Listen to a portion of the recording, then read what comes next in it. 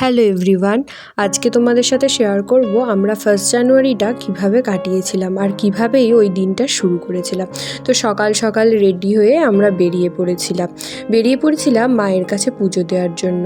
আমি আর আমার বর ভেবেছিলাম ওই দিনটা আমরা মায়ের কাছে পুজো দিয়ে আমাদের দিনটা শুরু করব। তো সেই মতো আমরা বাগনান কালীবাড়িতে পৌঁছে গিয়েছিলাম। তোমরা দেখতেই পাচ্ছ ওখানে অনেক বাঁশ টাশ বাঁধা আছে, ওখানে কাজ চলছে এখন মন্দিরে, তো তাতেও পুজো কিন্তু চলছিল। বিকেলে একটু রেস্ট নিয়ে সন্ধেবেলায় বেরিয়ে পড়েছিলাম 58 গেটে রাসমেলা দেখতে।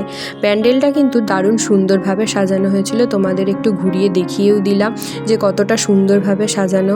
ওই দিন যেহেতু 1 জানুয়ারি ছিল, মেলাতে প্রচণ্ড পরিমাণে ভিড় ছিল, আমি তাই পুরো মেলাটা তোমাদের ঘুরিয়ে দেখাতে পারলাম না।